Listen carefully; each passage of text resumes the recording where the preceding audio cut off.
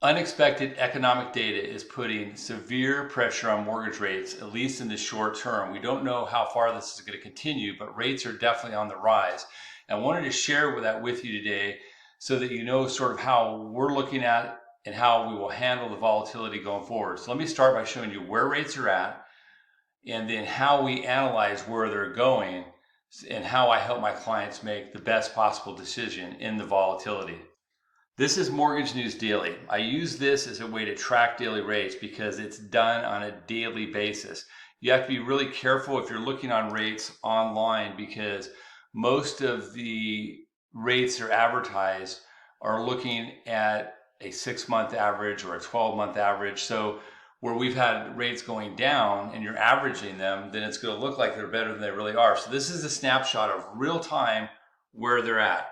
So we're looking at about 7%, slightly over 7%. And I can collaborate that. If I just go into Rocket Mortgage today and we look down, 30-year fixed, there it is, 7.1 at 2-point cost.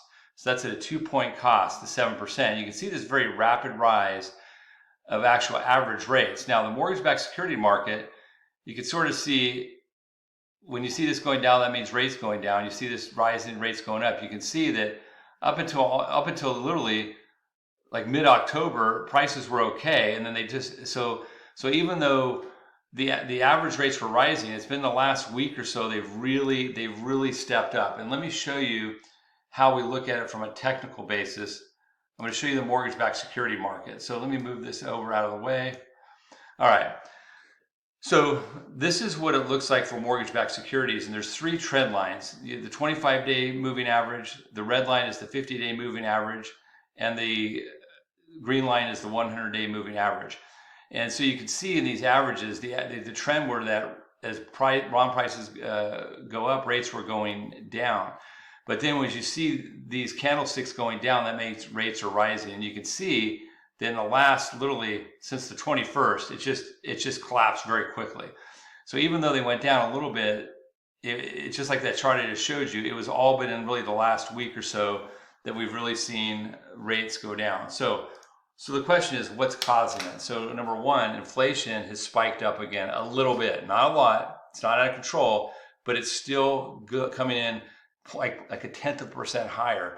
And to me, that's not a big deal, but it's enough that it rattled the market a little bit. And then what was followed up with that was a much better job report. And when you have healthy job, growing economy, and a little bit of inflation, that is bad news for the bond market. And traders are also now wondering, what is the Federal Reserve going to do? Are they going to continue to cut? Are they going to hold? Or will they even raise their rates again? That's an open question. Added to this is the volatility and the uncertainty with the pending election. And so what I'm doing is this with my clients. If you're looking to buy a house, don't not buy a house based on interest rates. Okay, you still go out and buy a house because demand is really low right now and you get really good deals. There's not that big of a difference between a 6 and 7% payment or interest rate in your monthly payment, depending on the loan size. However, for many of you that have new construction or extended contracts, the new construction is the big one because I've had a lot of new construction where rates were higher, they came down, we were excited, but we weren't really in a period to lock in because you need to be 60, 45, or even 30 days out before you lock an interest rate.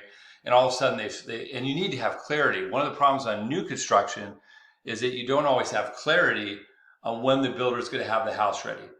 And so until you have clarity of a closing date, you don't know that good 30, 45, 65 days to lock. And so for closings in December and January, these really have to be looked at very carefully. And so what I'm doing is going back to my clients that have closings and showing them these options that they have. So we pick the best option in this environment. You can always refinance later. But to set the expectation, rates are higher. It's going to put downward pressure on demand. So once again, there'll be fewer people out there looking to buy with rates elevated. And it already was muted because of the election. That typically lasts until the first quarter of the following year till we see demand starting to pick back up. This is a great opportunity. So for refinance, it means you're just waiting. I know a lot of you are hoping to refinance. You're going to have to put in a holding pattern. If you're buying right now, we just have to get an analytical view of what's the best strategy over the next 1, 2, and 3 years in terms of rates versus discount points. And that's what I do as an advisor. So please feel comfortable reaching out to me, and I hope you have a great day.